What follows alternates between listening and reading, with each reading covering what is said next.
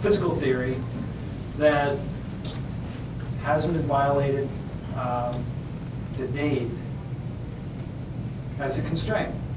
That is, we observe hydrogen's not radiating, and I invoke the constraint from Maxwell's equations. And there's a mathematics to it that has to do with looking at whatever the function is that describes the electron in Fourier space, which is k omega space. That has to deal with spatial frequency and time frequency. And the result of that, if you want to boil it down to a very simple relationship, is that if you have a function that describes the electron in space and time, and look at its Fourier transform in k omega space, it will not have components synchronous with those traveling the speed of light. That means that k cannot equal omega divided by c. And I went back and invoked that constraint, and what I discovered is that it did in fact explain why the atom is stable. It did explain why the atom has, it's observed that when you scatter electrons from the hydrogen atom, you observe neutral scattering. They explained the excited states of the hydrogen atom. They explained why those states were unstable and why they radiated. And more importantly, it predicted that you could form other stable states of hydrogen. Now, the common formula is given by the Rydberg formula that was known in 1886. That is, the energy of the hydrogen atom is 13.6 electron volts per n squared, where n was an integer, 1, 2, 3, etc. What I've discovered is equally valid for this Maxwellian approach is that n can equal 1 over I. So you have states that are non-radiative at 1, 1/2, 1/3, etc. Until all the electrical energy that's potential energy between the electron and proton can be released as binding energy and relativistic kinetic energy.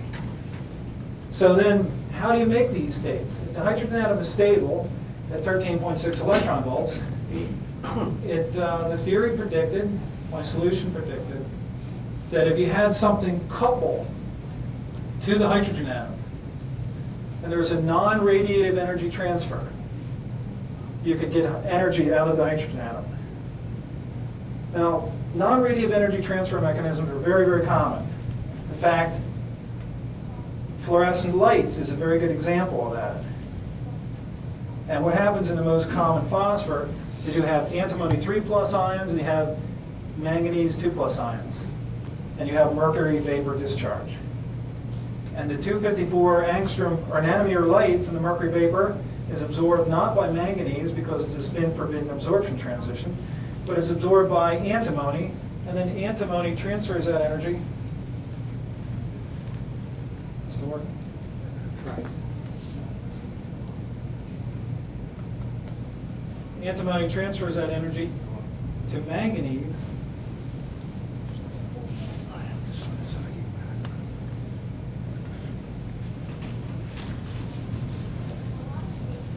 Technically. I don't know if I need the mic, really. You just have to talk louder is the simplest thing. I don't know if we're going to solve it in a couple of seconds.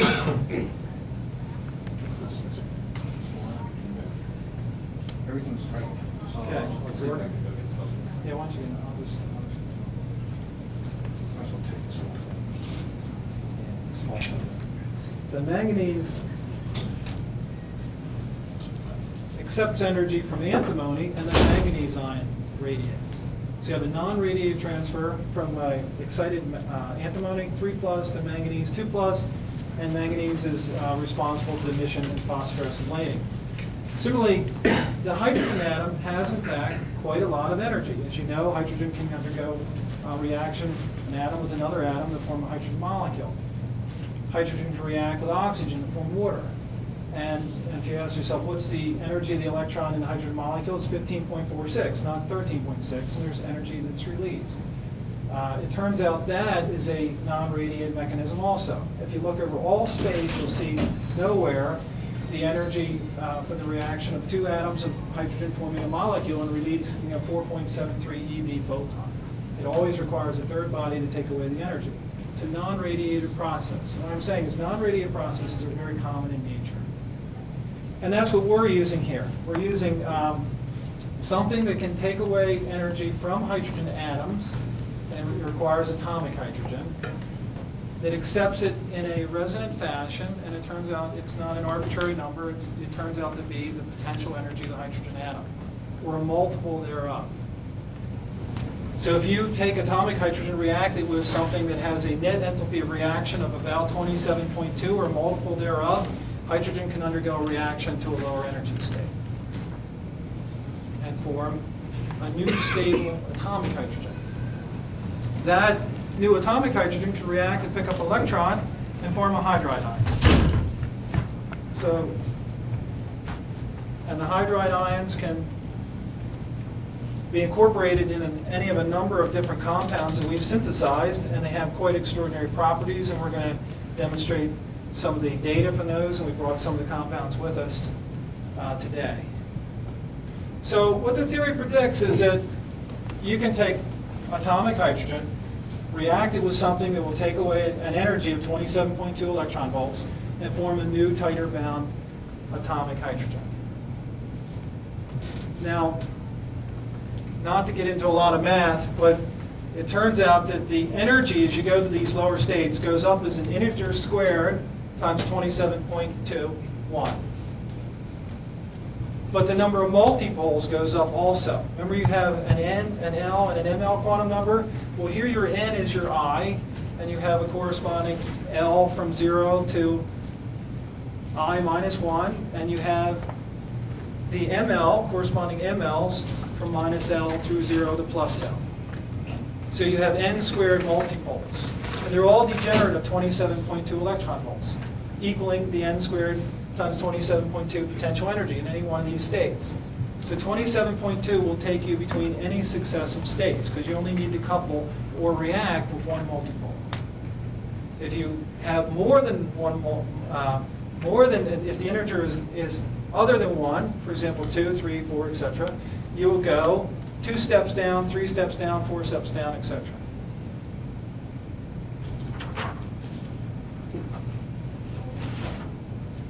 Here's a representative reaction. We use potassium ions because the first vacuum ionization energy of potassium is 4.34, the second one is 31.63. Therefore, if you take a potassium ion, a K plus, and you take and transfer an electron from this K plus to that K, making it K0 and the other K2 plus, the energy of that reaction, the net enthalpy, is plus 27.28, which is a difference of 31.63 and 4.34.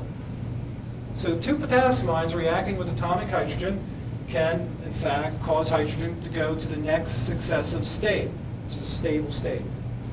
Potassium ions can't exist in this mixed oxidation state. They go back to K plus and K plus, releasing that initial amount of energy.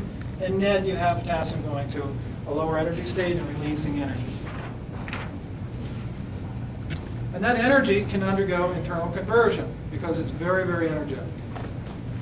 In fact, what we'll demonstrate later in the lecture, and that'll be Dr. Ying Liu and Dr.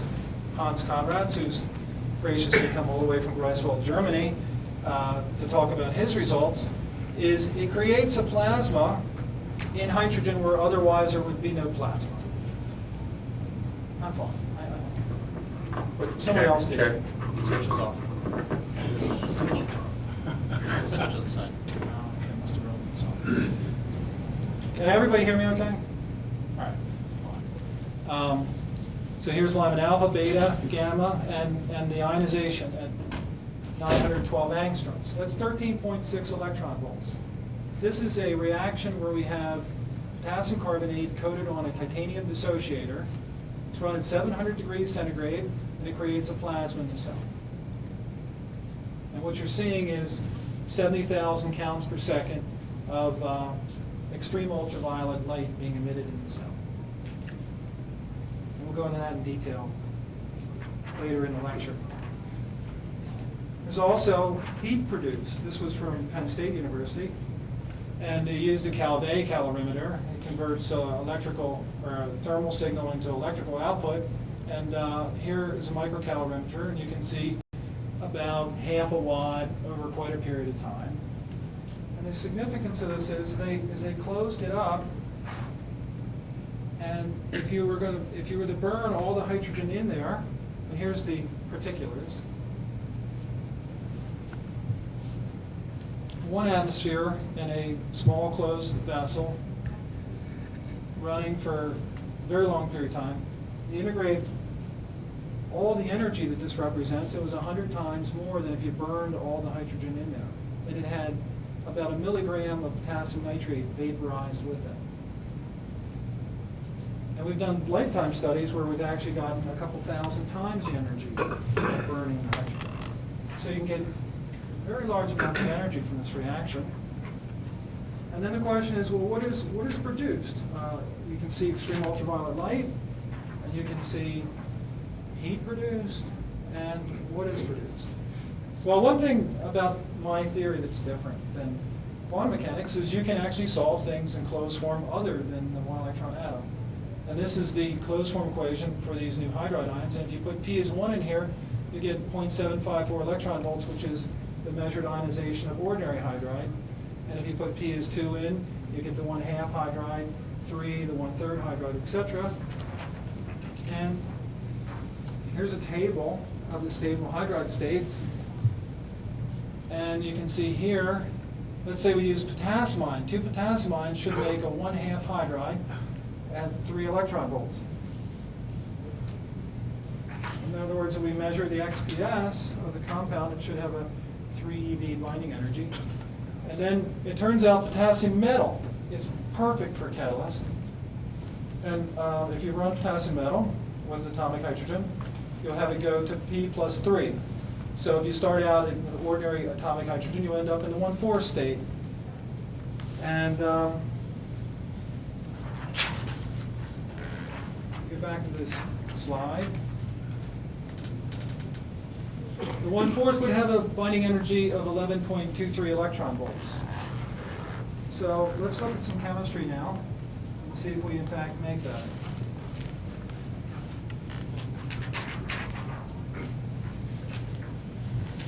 That's fire TV.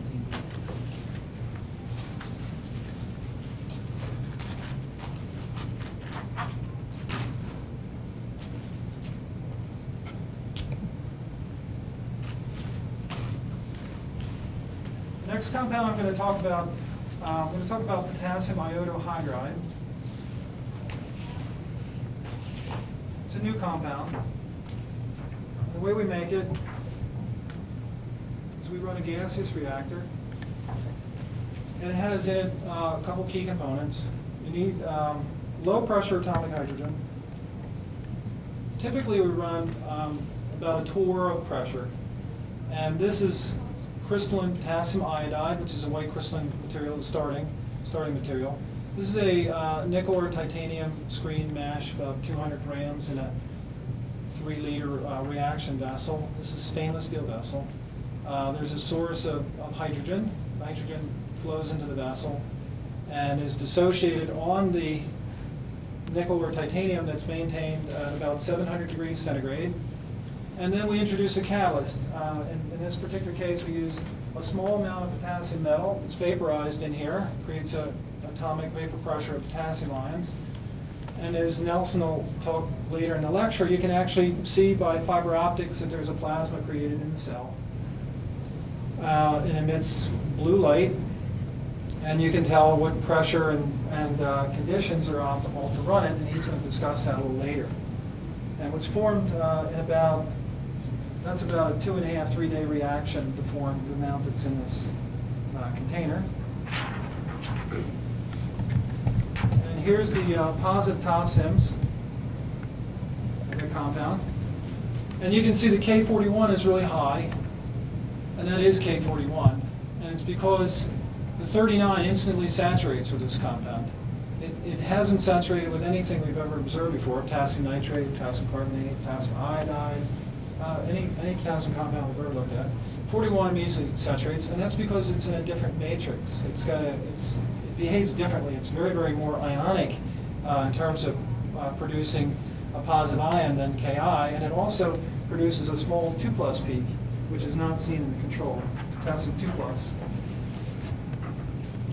Here's the negative ion spectrum. TOF-SIMS is time-of-flight secondary ion mass spectroscopy. It's about 10,000 resolution, uses a gallium beam that bombards a sample, and here you're looking at negative ions that are recorded in terms of the time of flight to the detector. And here's the hydride ion, and you can see it's about 1 million counts. And here's the iodide, which is about the same counts. And it turns out the relative sensitivity factors for all halogens are the same for TOF-SIMS. And hydride isn't really given because no one really works with hydrides for TOF-SIMS, but if it goes along the same trend, all halides, fluorides, chloride, bromide, iodide, and here hydride should be the same relative sensitivity factor.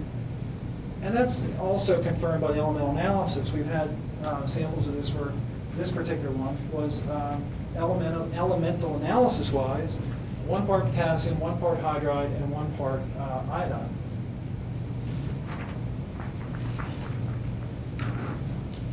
And here's the X-ray photoelectron spectroscopy spectrum. And you can see the iodine 3D peaks, the potassium 2p3 halves and 1/2 right here at 292 and 295, and the iodine 4p, 4s, and here are the potassium peaks. So this is a survey, and it's potassium iodide. Hydride's the only element that doesn't have any other primary element peaks. And then if you look in the low binding energy region, I'll lay these on top of each other. Potassium iodide's on the bottom, and potassium iodo hydride is superimposed. So you can see there's something here, that's at 3 electron volts, and something here, which is 11.2 electron volts. And that's your 1/2 and your 1/4 hydride ion. And keep in mind the hydrogen doesn't have enormously huge cross-section like iodine does. So here's the NMR spectrum, ordinary potassium hydride. We'll look at NMR now. This is solid proton NMR. Spin at about 4 kilohertz, and this is recorded on a 400 megahertz machine at the Natural Resource Council of Canada. And here's the 2 hydride peaks, and there's some moisture in the sample, so you get this KOH, and this is a spinning sideband. And it's around close to 0 for ordinary potassium hydride. Here's the NMR of these blue crystals. And you can see it's different. You have a peak here at -0.2. There's actually 3 peaks here, and there could be more than 1 species. So what we did is we exposed this to air over a period of time, and the spectrum, the NMR spectrum changes over time. You can see things are shifting to downfield, and there's still things remaining upfield.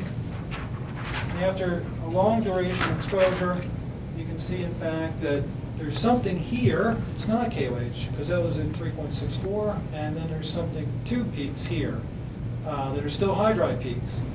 And we've analyzed this compound by TOF-SIMS, the air reaction product, and it has fragments in it like iodine plus OH. It's got very interesting, very huge hydride, and it also has, in the positive ion, KHCO3 series, potassium plus potassium hydride, potassium hydrogen carbonate, which is a compound we've made, and I'll give data on that later in the lecture. We've done FTIR on this compound, and none of the peaks correspond to ordinary potassium iodide. In fact, none of the potassium iodide peaks are there. And you can tell it's an inorganic from where the peaks are, and there's no hydrocarbons present. There's no peaks for hydrocarbons. So then we wanted to examine it further. So we looked at it with liquid chromatography, with MS. And this was done at the Circa, which is a very leading lab in terms of liquid chromatography and mass spectroscopy. And they were very excited because they'd never seen this ever before. This is on a C18 column. It was dissolved in 90% water, 10% methanol, and then it had a water, ammonium acetate, formic acid, as it was a gradient, and it was the A component, and the B component was acetonitrile, 90%, 10% water, and then ammonium acetate and formic acid. And there are two peaks that gave inorganic fragments, and these correspond to, this is a 205 mass peaks, and that corresponds to potassium iodide plus potassium iodide. It's an inorganic fragment for something that's separating on a hydrocarbon column, which all inorganics come out immediately. This is an 18-chain hydrocarbon column. So it's exhibiting organic properties. And then here's the 371 peak. There's one peak there, and then there are two peaks at the 205, which means this peak gives rise to two separate peaks, or two separate fragments. It gives rise to a 205 fragment and a 371 fragment, and the other one only gives rise to a 205 fragment. There's two different components in this liquid chromatography. Again, fitting with the two types of hydrides. This particular compound we can thermally decompose. We heat up to very, very high temperatures, and this is the gas chromatograph. And this is the para and ortho-hydrogen peaks. As you know, molecular hydrogen can have spins aligned or anti-parallel for the nuclei. And you can take that gas and then analyze it with mass spectroscopy. And my theory predicts, and it's a closed form equation, we'll talk about it later if we have time with the application section, that you will make a higher binding energy molecular hydrogen also. And we can talk, again, if there's enough time, we'll look at astrophysical data, because there's extremely compelling astrophysical data that this exists also. But the site, I'll just give you the answer right now. The binding energy of the 1/2 molecule of hydrogen, corresponding to the 1/2 atom, has a binding energy of 62 electron volts. It's 4 times, or n squared, that of ordinary hydrogen. And this is the time, and this is the intensity of the mass 2, 1, and 3 as a function of ionization potential. That is, we change the electron going from 70 to 30 back to 70. And if you look at the mass 2, this one, there's very little change. Not much change. Probably just has to do with the focusing again. So we take the identical mass spectrometer, and we take this gas after we've thermally decomposed it, and then we do the same exact experiment at the same pressure, maximum pressure, and you can see there's about 3 orders of magnitude change, which this is just background more or less. So you don't get any 2 ions until you get up to 70 electron volts. And the other thing is the fragmentation pattern is different also.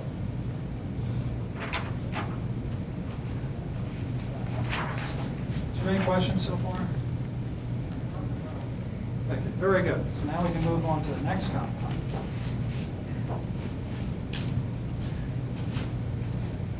Next thing we're going to talk about. I don't know if show this right now.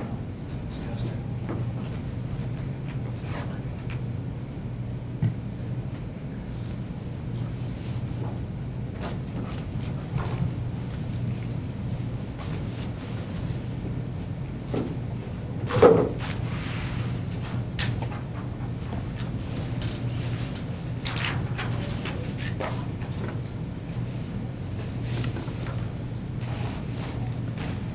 Talk about a novel inorganic hydride.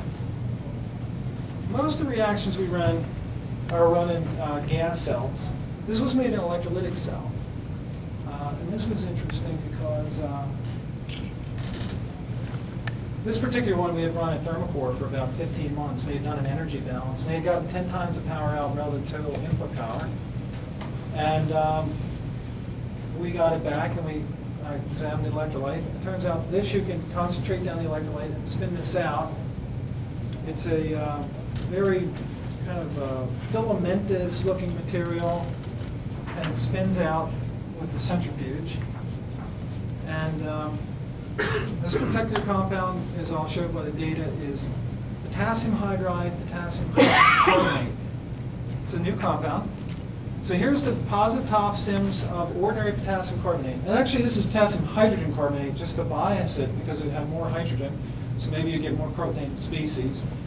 You can see the 39 and 41, this is 7% like it is natural isotopic abundance. And, you know, you get K clusters plus O, KX, Y, and the interesting thing is you get potassium plus potassium carbonate in a control. So positive ions are when the gallium beam sputters a sample, are potassium plus potassium carbonate. And that's a 177, there's one at 315, there's one at 453, for example. It's just multiples of 138 plus 39, which is the mass of potassium. So here you have potassium carbonate times 2, potassium carbonate times 3, potassium carbonate times 4.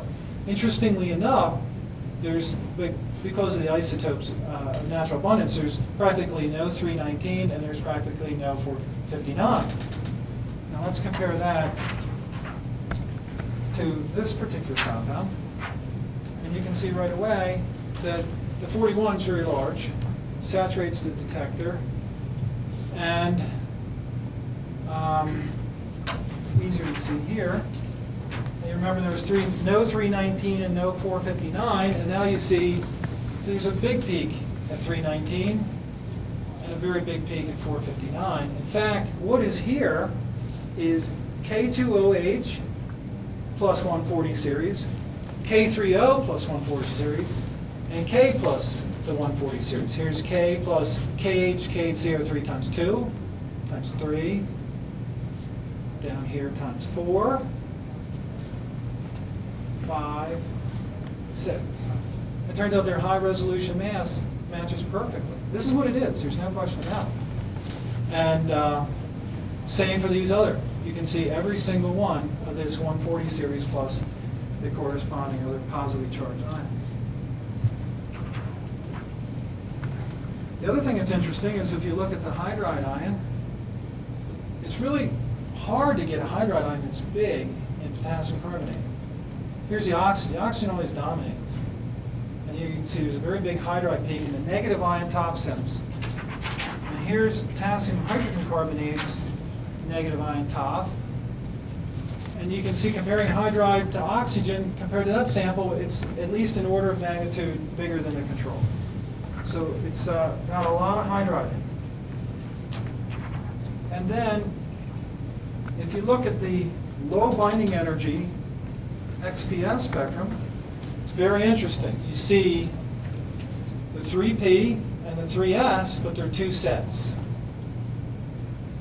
There's two sets of potassium peaks here. And it turns out this, we'll talk about this later in the lecture, we got some other examples of this. What I think is happening here is this potassium 3P peak is binding to the 1/6 hydride in this case, shifting it as well as the 3P by the same amount. So it's forming a bond with the potassium 3P peak. And then you'd expect, well, in the also, and Dr. He is going to expend and do a very detailed analysis of some of the alkali halidohydrides we've made by looking at this type of analysis by X-ray photoelectron spectroscopy. How the peaks change. You actually get two separate sets of peaks for the primary elements. And here you can see that there's very different binding for oxygen and for potassium. Here's the 2S peak here. It's very, very different. There's multiple forms of potassium and oxygen here because it's bound differently in a different compound. There'd be potassium hydrogen carbonate plus some new compound here. So, and it's shifting the primary element peaks and shifting them to an extent that it's greater than any known compound. And if you look at the proton NMR, we have a lot of new peaks. There's a big peak here, which would be the water peak, but then there are a lot of other peaks, including a hydride peak here that is greater than 10 parts per million upfield. Remember, potassium hydride is around 0, so this is quite a large hydride shift. And then we have a lot of spinning side bands because we have a very, very broad component in here somewhere that has a very, very close internuclear spacing. So you get these side bands going way out. And we'll look at this in more detail in the lecture too. This is very interesting, how you can analyze in the NMR how close the proton-proton distance is. It's much greater, I mean, it's much closer than you'd find in ordinary compounds. And then if you do the FTIR on it, this is potassium carbonate. We had surface science associates do this. That's at Evans Lab, Evans West, and they couldn't get it to match anything. They tried to get it to match potassium carbonate. It was the closest. And mixtures of potassium carbonate, potassium hydrogen carbonate, but it's very, very different. And then if you take the difference peaks, it has some very odd peaks. Inward acrylonitriles and very strange things would occur that aren't present in this compound by XPS or TOF or by any other method. So is there any other questions? Anybody got some questions about that? Okay, what I'm going to do now is I'm going to turn the talk over to Dr. Ying Liu. We're very happy to have him at Blacklight. He was formerly at the University of Nebraska, and he ran Jim Sampson's extreme ultraviolet lab out there. And so everyone knows Jim Sampson's a very big name in extreme ultraviolet spectroscopy. So he's going to present some results on different materials that emit light from atomic hydrogen.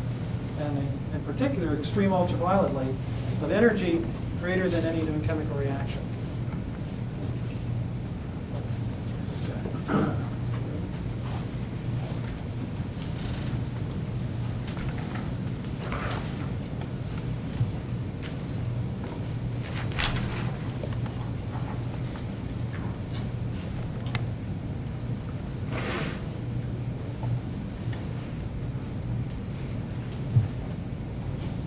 Okay, this is our experimental setup for the UV experiment. You have to point it away from you and then press the BB on the end. Don't point at your eye. Okay. This is a quartz cube. Inside the quartz cube, there's a titanium mesh screen, or sometimes we call it the titanium dissociator. And this is a tungsten coil filament.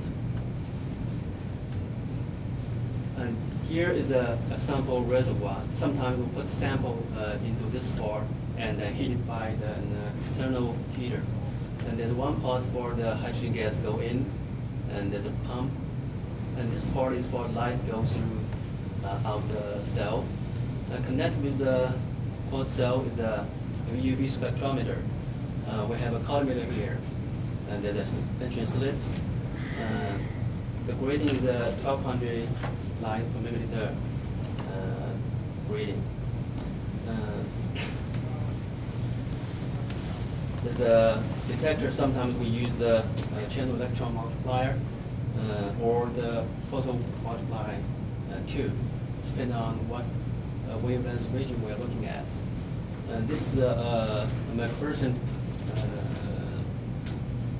model 302 monochromatometer.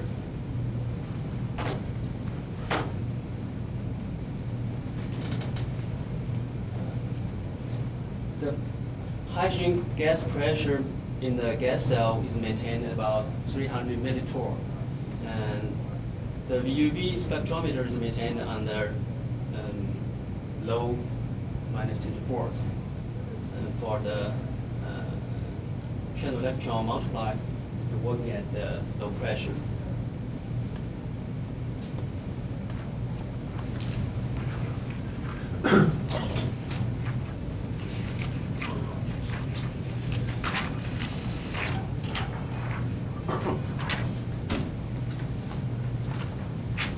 And this is a typical UV spectrum obtained from one of the compounds. It's potassium carbonate. You can see that there's a potassium ion peak. Actually, it's there are 3 lines there. It's emitted from the excited potassium ion. And there's a hydrogen lambda alpha and lambda beta, and those are the hydrogen molecular emission.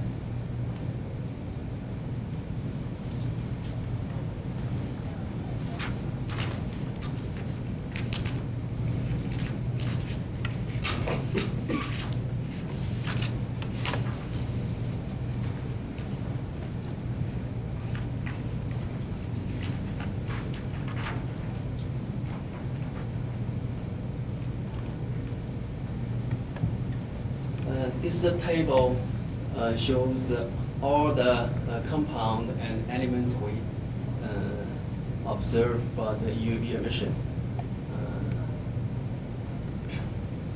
This is the compound name, and this is our experimental number, and this shows the hydrogen gas, and this gives you, got a lot of cases, you can see a metallic coating on the quartz tube, which means those compounds will decompose it, and the metal will coat it on the quartz tube.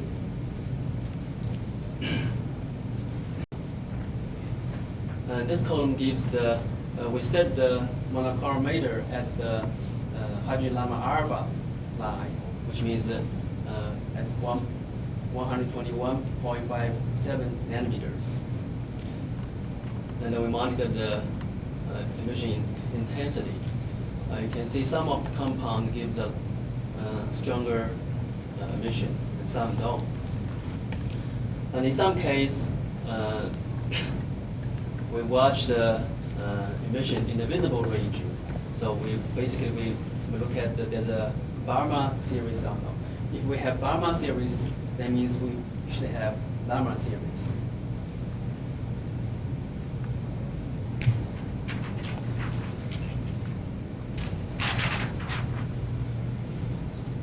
Here's the continuous of that form. You can see iron gives a lot of emission. Also, rubidium metal that gives a lot of emission.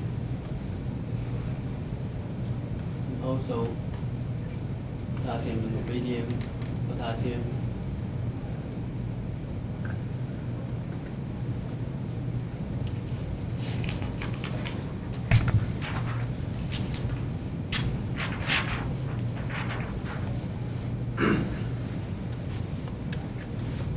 Calcium metal gives a lot of emission.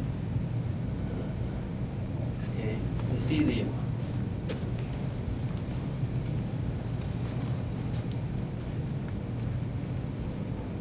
Also strontium metal.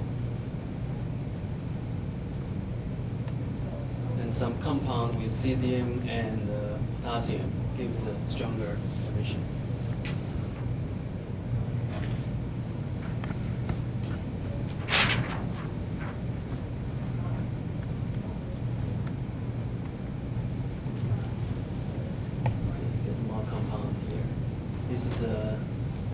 Strontium carbonate. This is barium nitrate. This is the one gives the most stronger emission in our experiment. Actually, I have to narrow down the slits because the 40,000 it's an estimation. The channel electron multiplier only can measure up to 70,000. So with this one is narrow down the slits by 10 times, and then estimate if with the same slits as the others, we should have 40,000 count per second.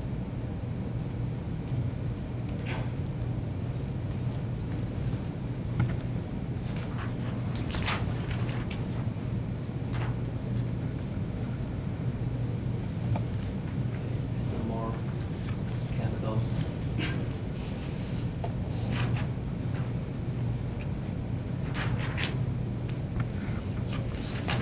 So with the experimental setup, if we use the hydrogen gas only, we set the wavelength at the Lima alpha, we observe nothing from emission. We scan the wavelengths.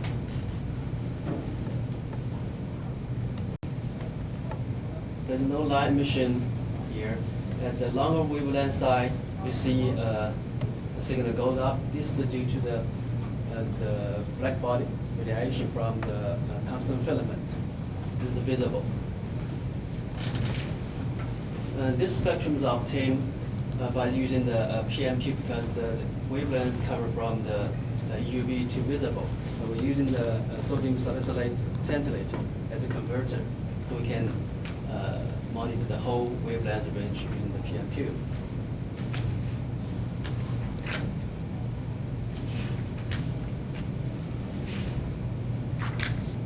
some typical spectrum. This spectrum obtained from the cesium metal, and we set the wavelengths at the lambda alpha, and you can see after about 30 minutes, when you turn on the filament power to 300 watt, and the signal goes up to 60,000.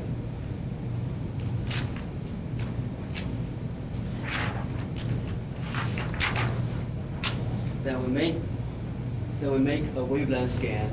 You can see there's one cesium ion peak here, and most of the spectrum is dominated by the hydrogen, lambda alpha, lambda beta, and the hydrogen molecular emission.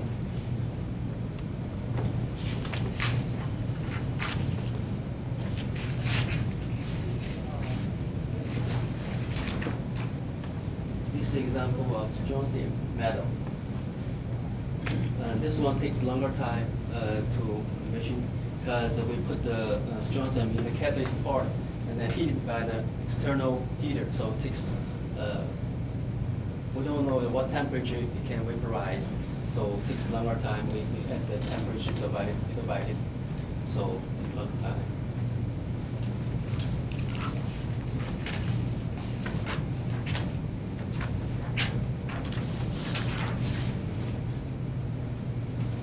This is the wavelength scan. Also shows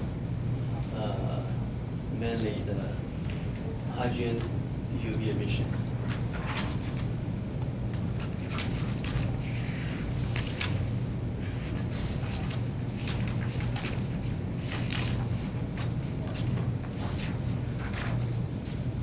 This is an example from potassium carbonate. We coat the potassium carbonate on the titanium screen, and they're heated by the tungsten filament. So after about 20 minutes, it is starting to emit UV light.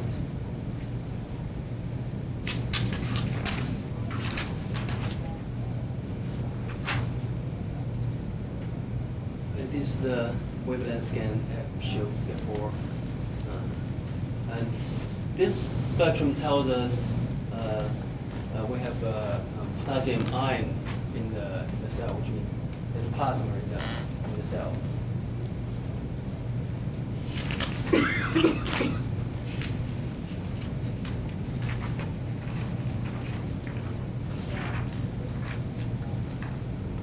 This spectrum obtained in the visible UV and the visible range using the PM2. The spectrum is dominated by the potassium ion line emission, and also can see the hydrogen Balmer series. For some chemicals, because some has the poison property, so we don't want the chemical contaminate the monochromate, so we're using fiber optic. So we monitor the visible region emission. So if we see some Balmer series, then we know, okay, there must be have a lambda alpha series emission.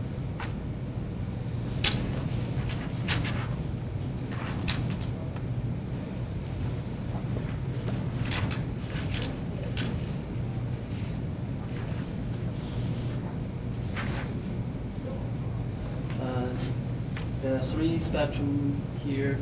One is the rubidium nitrate, rubidium carbonate, and rubidium metal. And this shows a different level of emission intensity. Dr. Mill will explain some reason for the difference.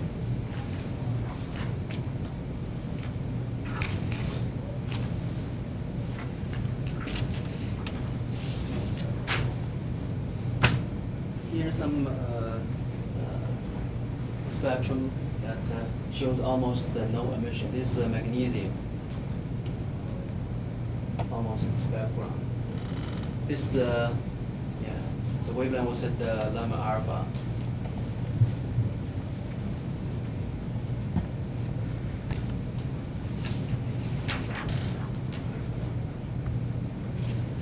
this is the sodium metal. We saw the sodium metal was vaporized and was coated on quartz tube, but almost no emission. It's only 20 counts, and probably maybe due to the purities in the sodium.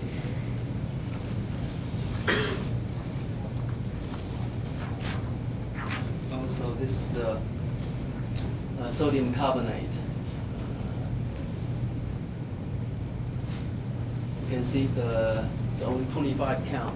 So compare the 10,000 count obtained in the potassium carbonate or rubidium carbonate. So from the sodium carbonate, it's a very low emission, and it might be due to the impurities in the samples. And Dr. Mill will give some more explanation about the result.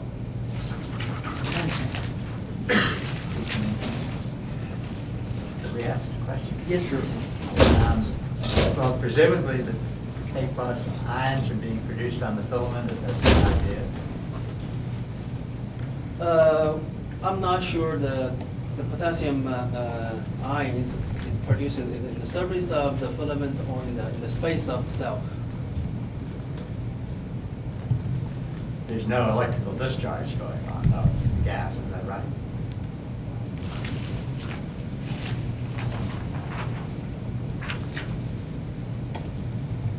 Okay, in the case of potassium metal, we put the potassium metal in this sample reservoir and then heat it using an external heater.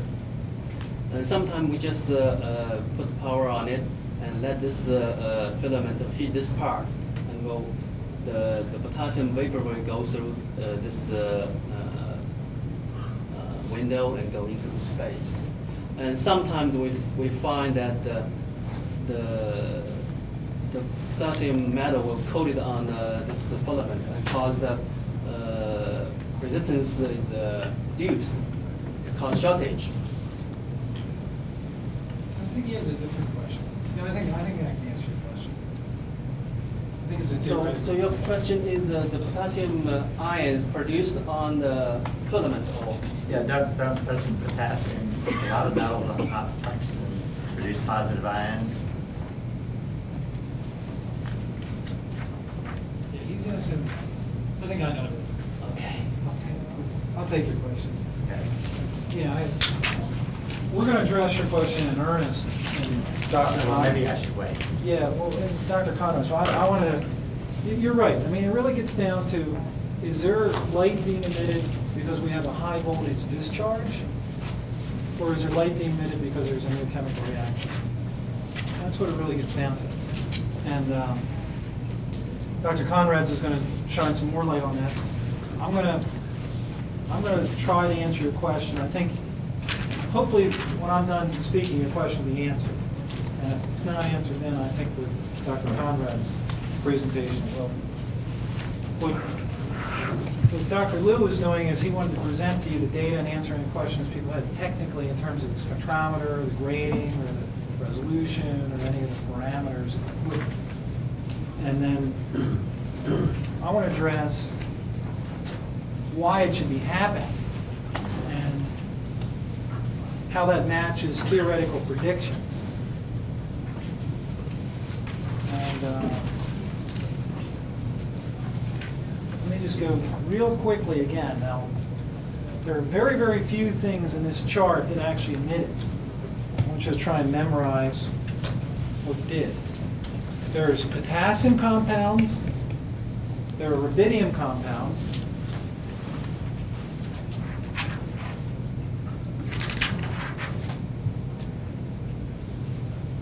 there's iron, potassium, rubidium, praseodymium, potassium metal. Potassium metal and rubidium metal about the same as rubidium metal. So this is behaving emission of about rubidium. It's a mixture. So it's essentially emission of rubidium. But then potassium itself has about 1/3 that of rubidium on its own. This is where we put very, very little potassium on, practically no emission. Cesium, 60,000.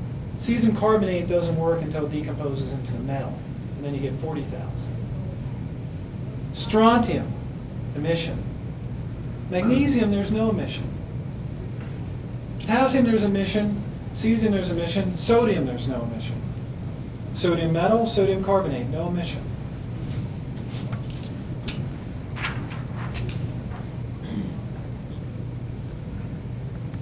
Turns out that barium nitrate, a lot of emission. Turns out barium carbonate is put on filaments because it's a very good electron emitter. Barium carbonate does not emit any light. Barium metal does not emit any light. Sodium, where is sodium? Sodium, here we run sodium and helium.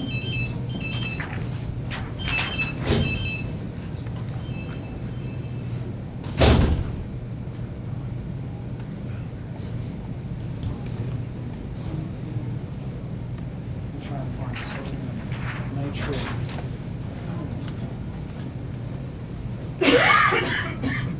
60,000. You have sodium metal.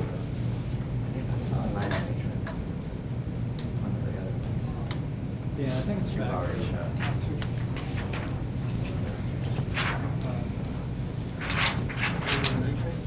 The original sodium, which is It was back. on one of those. All right. So we have sodium nitrate, 60,000. Right below barium nitrate. And then we have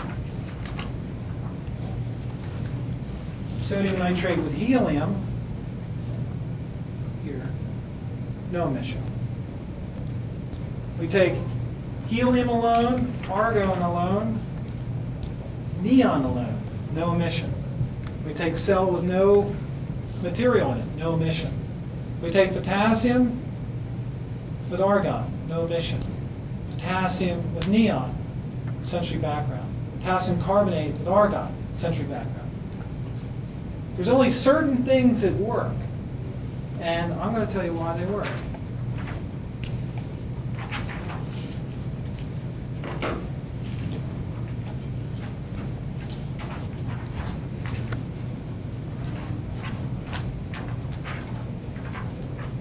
Now, as I said in the beginning of my talk, that atomic hydrogen can go to a lower energy state that's stable if it reacts with something non-radiatively. That means something that is a transfer of energy that doesn't involve a transverse wave traveling at the speed of light.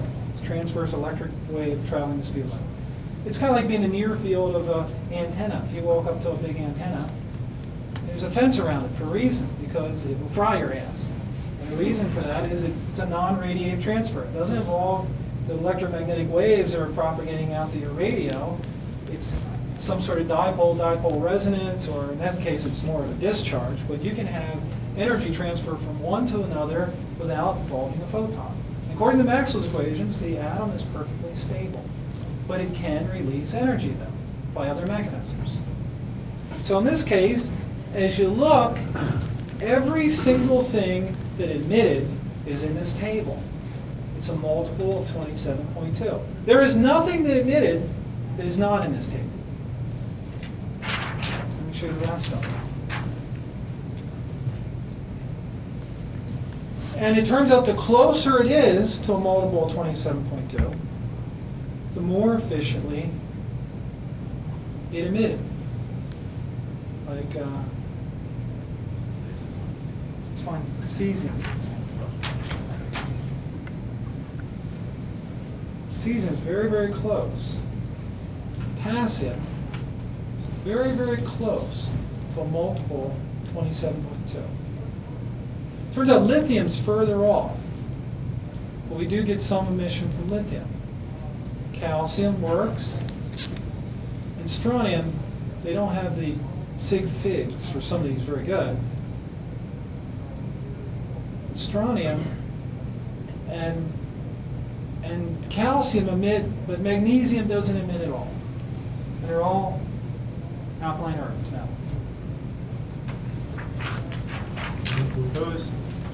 numbers in the net enthalpy, was that just the sum of the ionization? Some of the ionization, because what this catalytic reaction is, it's one or more electrons ionizing to a continuum level.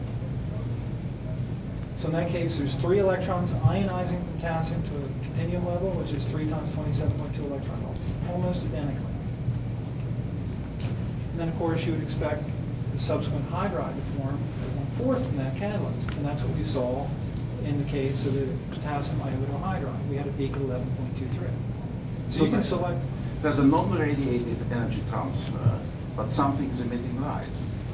Yeah, because the energy of the transfer, okay, well, you remember how the catalyst works. There's a non-resonant, or there's a non-radiative energy transfer to the catalyst, then the catalyst can internally convert that radiation to hydrogen.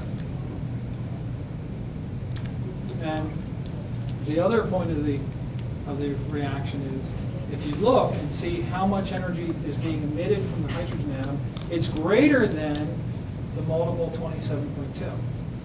Because you need 27.2 to initiate the reaction. The rest of the energy can come out as a photon or internally converted. It turns out, if we have time, I'll show you, if you look in space, there's a reaction that once you make lower energy atomic hydrogen, it has a binding energy that's multiple 27.2. If you put a half in there, the binding energy is 54.4 for the 1/2 atom. That's 2 times 27.2. So lower energy hydrogen can auto-catalyze itself. In this case, it loses the electron, so there's nothing to internally convert to, and you can see line emission. And you see every single line and order of energy coming from the solar corona matches that formula perfectly. You see it's from solar flares, they light up like a Roman candle. You see it in interstellar media where they say 90-some% of the matter of the universe can't be identified. If you look in dark, cold interstellar media, I'll show you data if we have time, every single line and order of energy is there. And the line intensity is matched too for the amount of matter that's there. So, in fact, what you're seeing is hydrogen is unstable, but if you take away a multiple 27.2, that energy can be released until hydrogen radiated. It first is transferred non-radiatively to a chemical that can accept it, then that can dump anywhere it pleases, and the hydrogen can now is unstable and will go down to the next non-radiative state. So the energy that's dumped out is actually more than the amount it takes to trigger. And this all comes about in terms of very rigorous solutions of Maxwell's equations. It absolutely can be known in explicit detail. I'm just telling you the results of the theory. So that's transferred to this case ionizing potassium. You see potassium ions in the spectrum, and it's internally converting into the hydrogen. You're seeing hydrogen emission. So what we're doing is we're looking at Lyman alpha, and incidentally, again, getting back to the discharge idea, what we're doing is we're putting, let's say we put potassium carbonate on, let's run the cell, absolutely identical, and there's no emission at all. As Dr. Liu said, no counts. Now we're going to put trace amounts of potassium carbonate that decomposes with about 200 kcals endothermically if it reacts with hydrogen. And now it emits very, very high energy, higher energy than any known chemical reaction.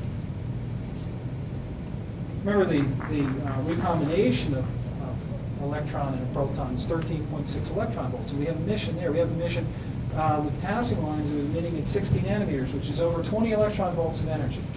Typical chemical reactions, for example, if you burn atomic hydrogen, it's 1.48 electron volts. Okay, this is potassium hydrogen carbonate. I'm just kind of showing you some other examples.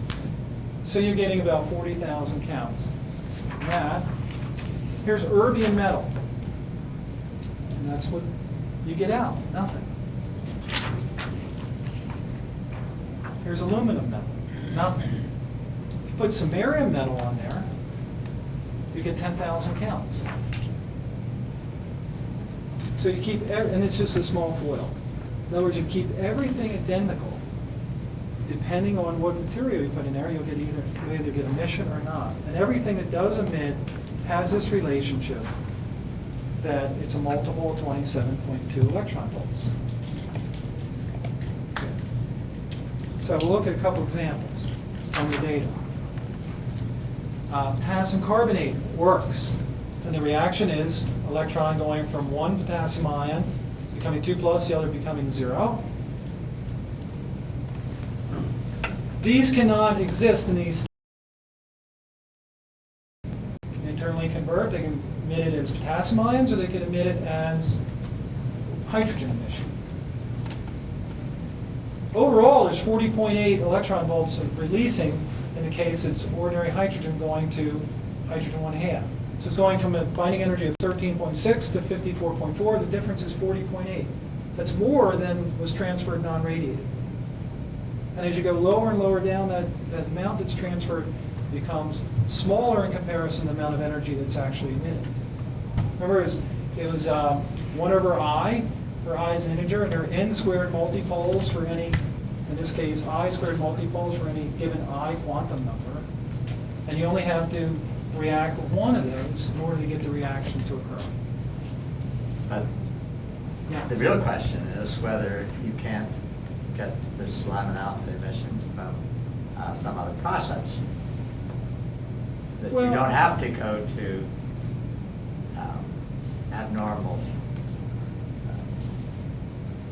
speculative states of hydrogen.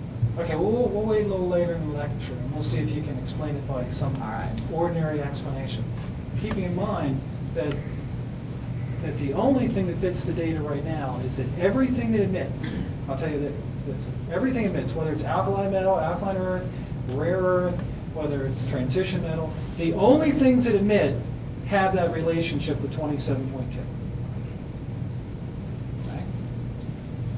And then what we can do is we can actually look at series. We can say, in terms of volatility, and there's other aspects of the reaction that can be examined with the UV spectrometer, because we're trying to make more chemicals and we're trying to make more power.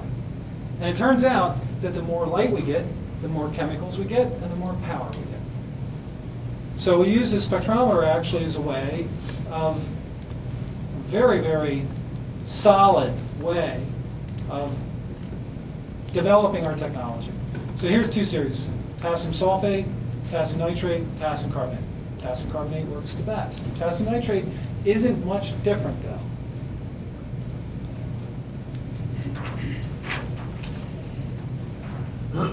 Here's rubidium ion.